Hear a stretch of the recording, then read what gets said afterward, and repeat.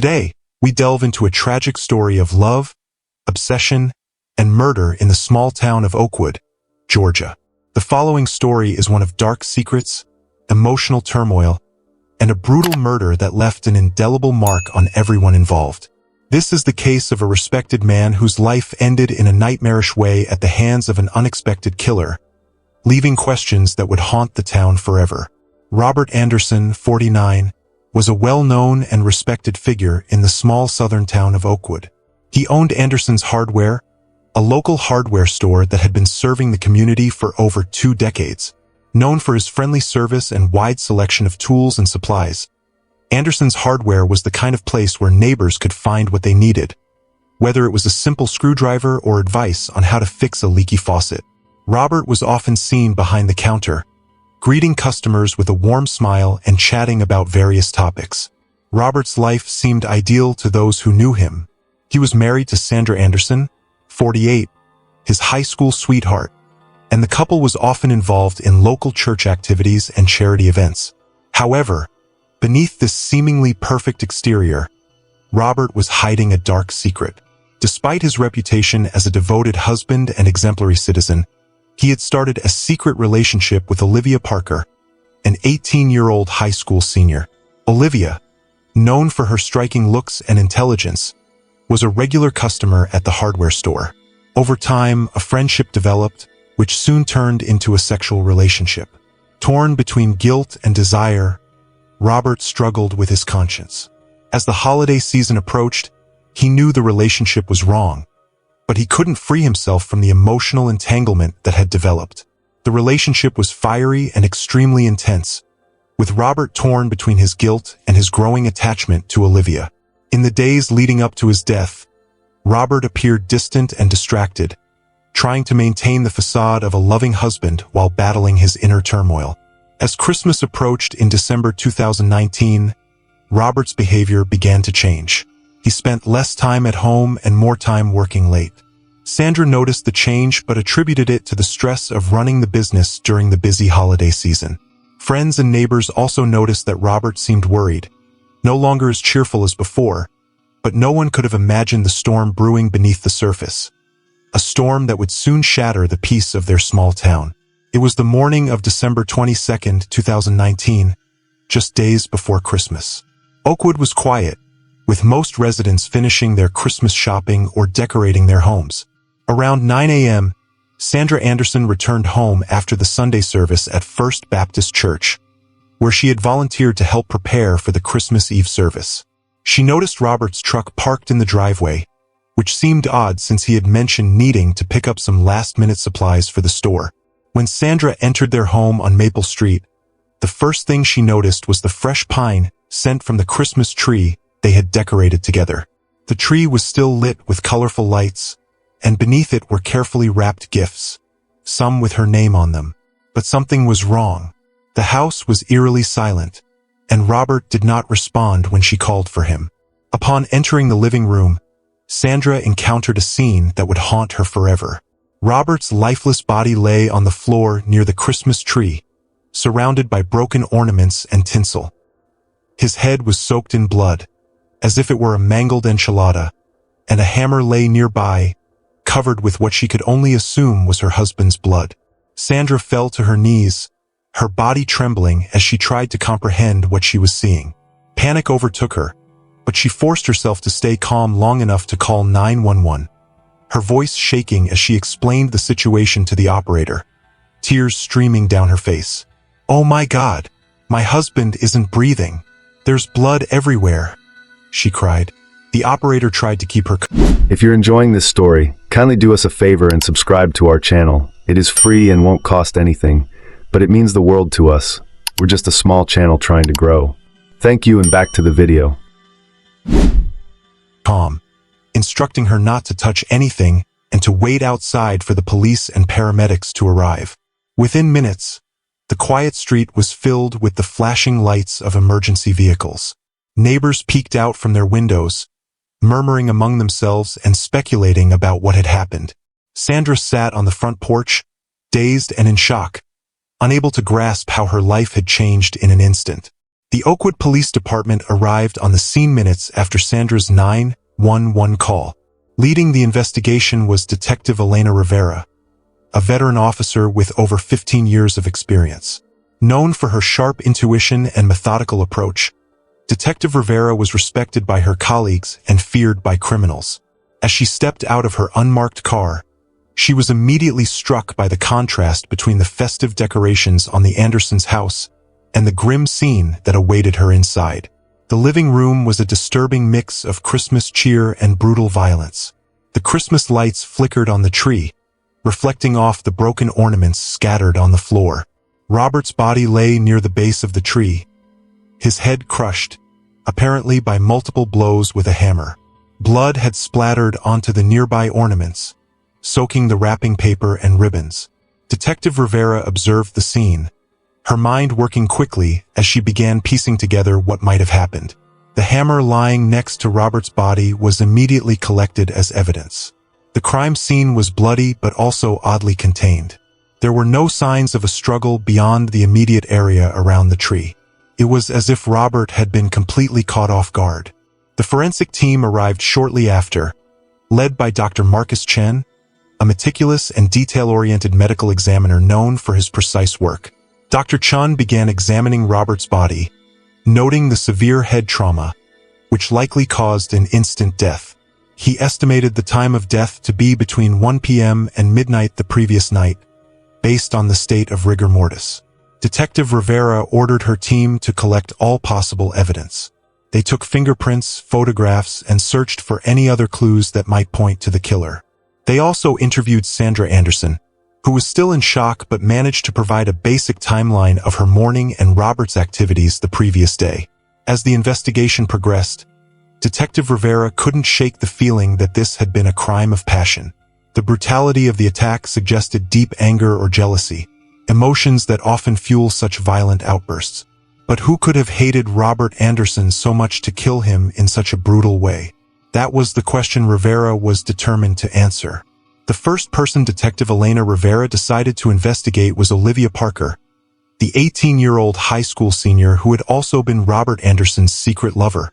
She was involved in several extracurricular activities, including the school drama club, where she had recently impressed audiences by playing Tiny Tim in a local production of A Christmas Carol.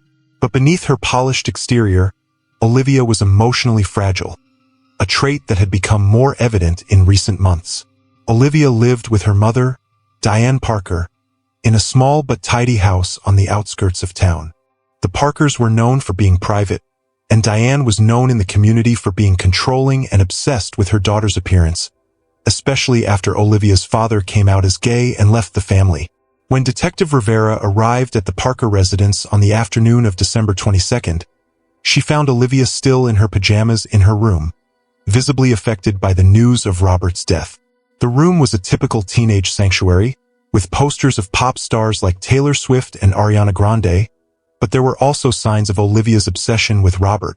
Detective Rivera noticed a framed photo of Robert shirtless on Olivia's nightstand, and her diaries were filled with graphic entries about their sexual relationship.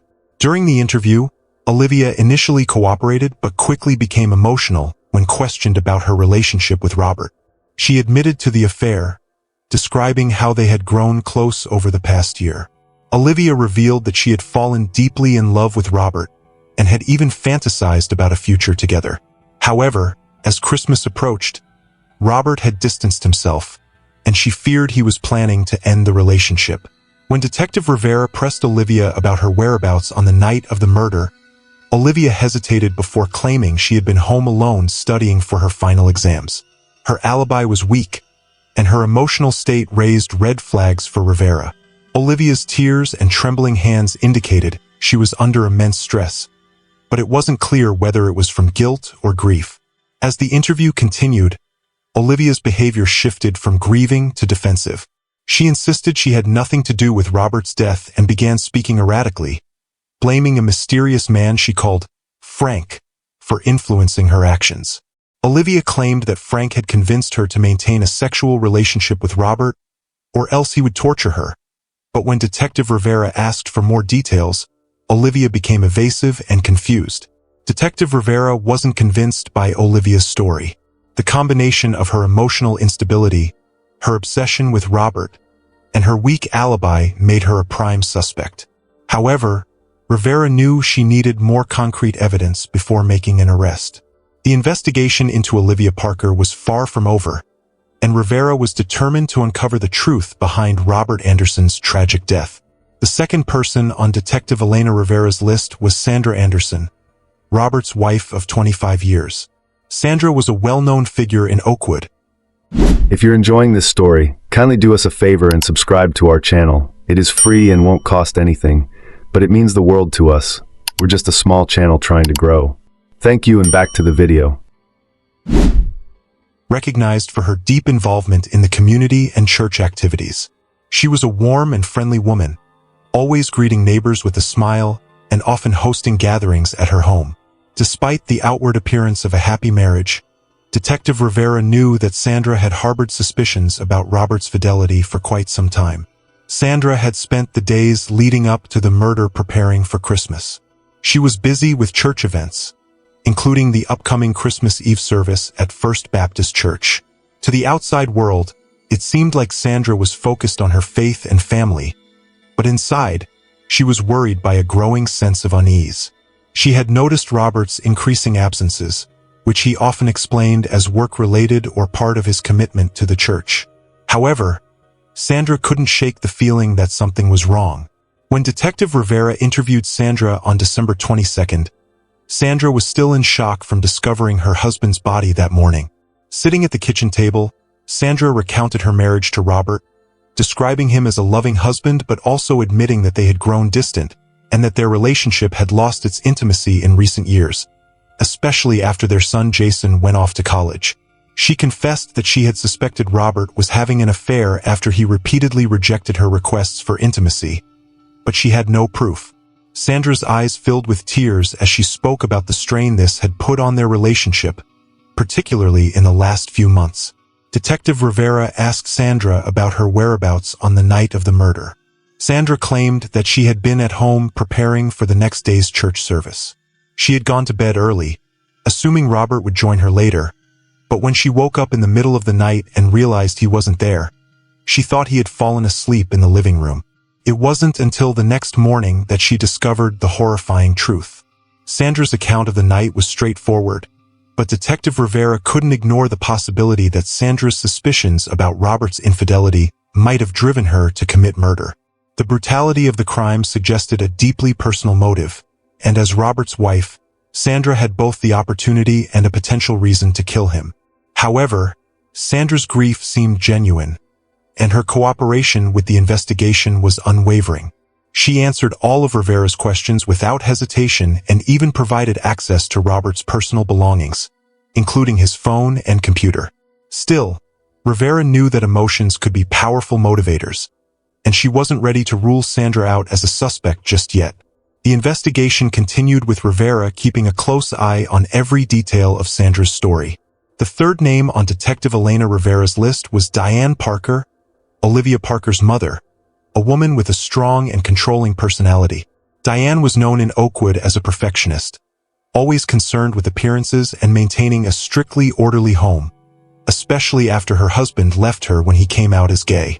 She was active in the community, often organizing events at the local church, but her primary concern was her daughter, Olivia.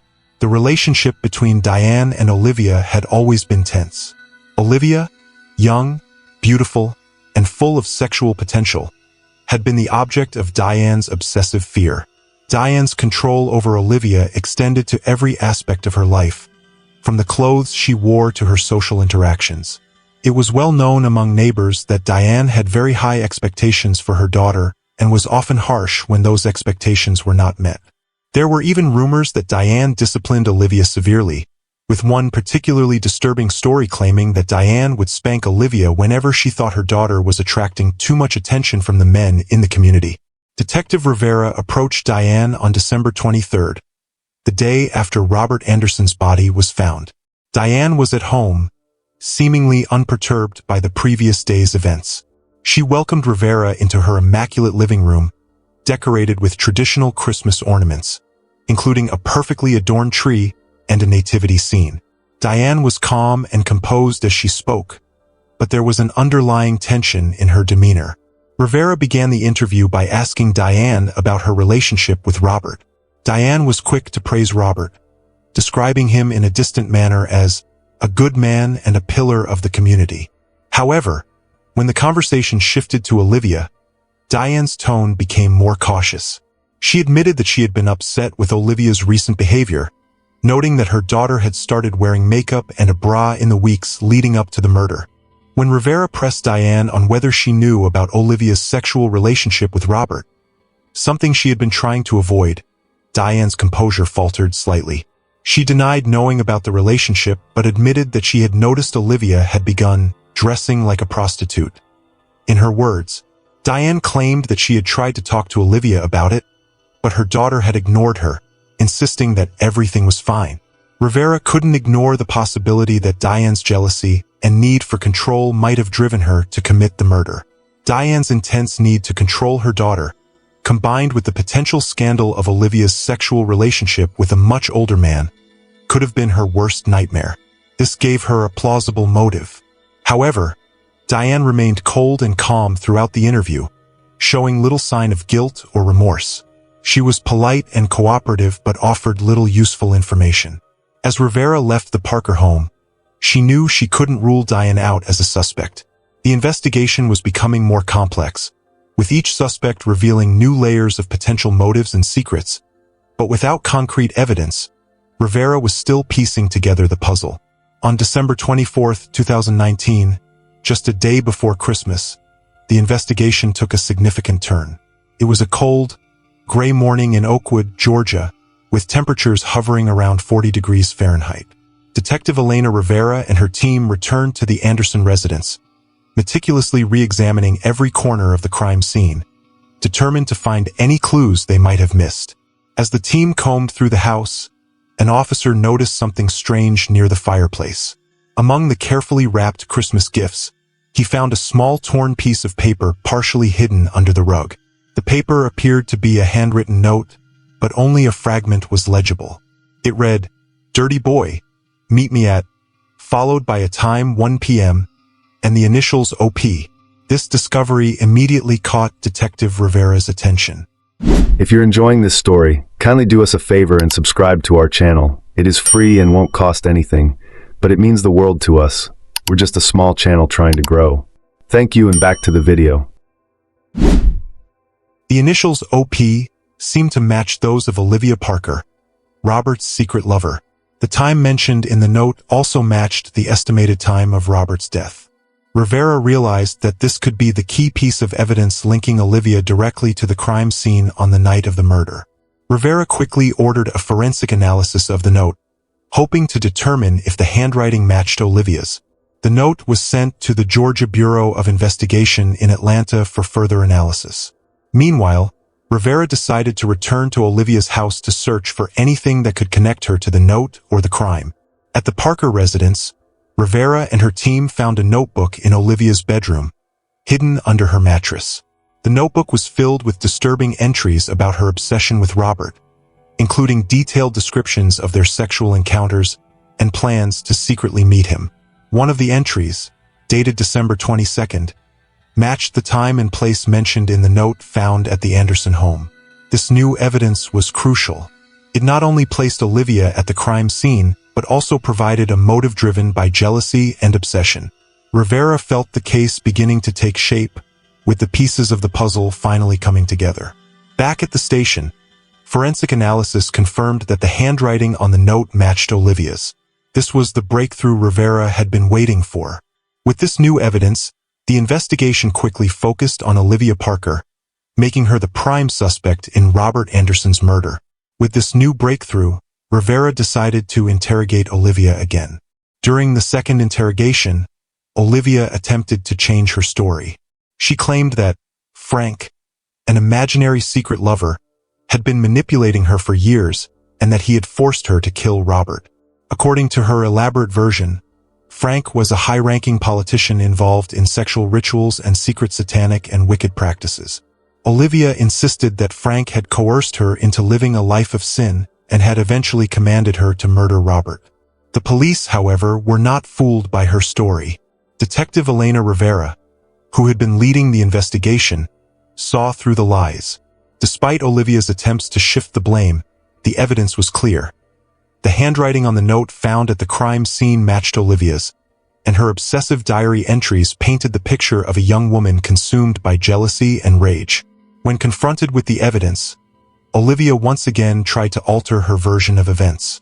This time, she claimed that Frank was not a real person but a voice in her head, and that she was suffering from a mental illness. She said she was not in control of her actions on the night of the murder, but the police didn't believe her. They were convinced that Olivia was lying to cover up her crime. On December 26, 2019, Olivia Parker was officially arrested for the murder of Robert Anderson. She was taken into custody without incident, eerily calm as she was handcuffed and led away. The small town of Oakwood was left in shock, struggling to understand how a young woman with such a promising future could commit such a heinous act. Robert's family, devastated by the loss, found some comfort in knowing that the person responsible for his death was finally behind bars. However, the pain of his absence, especially during the holiday season, was something they would carry with them forever. Olivia Parker's trial began in early February 2020. The small town of Oakwood, Georgia, was captivated by the case, with many locals following every detail closely. The courtroom was packed as both the prosecution and the defense presented their cases. The prosecution, led by District Attorney Jonathan Harris, an experienced attorney known for his direct approach, argued that Olivia's crime had been premeditated. Harris, 52, described how Olivia's obsession with Robert Anderson had reached a dangerous level, driving her to commit a brutal murder when he tried to end their relationship. He emphasized the cold and calculated nature of the crime, pointing to the evidence that suggested Olivia had brought the hammer with the intention of using it. On the other hand, defense attorney Michelle Carter, 45, known for her sharp but compassionate legal mind, argued that Olivia had been mentally unstable at the time of the murder. Carter claimed that Olivia had suffered a psychotic breakdown, driven by the fear of losing Robert and the intense pressure of their secret relationship. She urged the jury to consider Olivia's difficult family life and the influence it had on her mental state. Carter painted a picture of a vulnerable young woman manipulated by an older man who ultimately crumbled under the pressure. Throughout the trial, Robert's family sat in the front row, their faces marked by grief. They listened in silence as the details of Robert's double life were exposed to the world. The pain of his betrayal was evident, but so was their deep sorrow for the loss. After several days of deliberation, the jury returned with a verdict on February 18, 2020. Olivia Parker was found guilty of second-degree murder. The judge sentenced her to 25 years in prison, with the possibility of parole after 15 years. The sentence sparked mixed reactions. Some thought it was too lenient given the brutality of the crime, while others believed it was a fair punishment considering Olivia's youth and mental disorder. Robert's family expressed relief that the trial was over, but they knew the scars of this tragedy would remain with them forever. After the trial concluded, life in Oakwood, Georgia, slowly began to return to normal, though the memory of the crime lingered. Robert Anderson's hardware store, once a community hub, closed its doors for good. Without Robert to run it, his family decided they couldn't carry on with the business. The closure marked the end of an era for the small town, leaving a void that would be hard to fill. Olivia Parker was transferred to a state prison where she began serving her 25-year sentence. Despite her attempts to feign mental illness during the trial, psychiatric evaluations in prison found no evidence of schizophrenia or any other condition that could explain her actions. Olivia spent her days in relative isolation with few visitors. Her once promising future was now a distant memory, replaced by the harsh reality of a life behind bars. Sandra Anderson, Robert's widow, struggled to cope with the revelations about her husband's double life. Knowing that Robert had been unfaithful with an 18-year-old was a heavy burden to bear. Despite the support of her church community, Sandra withdrew from public life, choosing to grieve in private. She eventually sold the family home and moved to a nearby town, hoping to start anew, far from the memories that haunted her. Diane Parker, Olivia's mother, faced her own challenges after the trial. The scandal had brought shame to her family, and the tight grip she once held over her daughter's life had crumbled. Diane became a pariah in the community, and many blamed her for Olivia's downfall due to her controlling nature. Diane also withdrew from public life, avoiding the judgmental glances of her neighbors. For the residents of Oakwood, the events of December 2019 served as a painful reminder that even in a close-knit community, secrets can fester and lead to tragedy. That year's Christmas celebrations were more somber as the memory of Robert Anderson's murder cast a shadow over the festive season. It would take years for the community to heal, and even then, the story of Olivia Parker and Robert Anderson would be remembered as one of the darkest chapters in Oakwood's history. If you are interested in more real-life murder mysteries, be sure to like and subscribe to our channel. What sentence would you have given? Leave me a comment and I'll read it. Enjoy life because there's only one.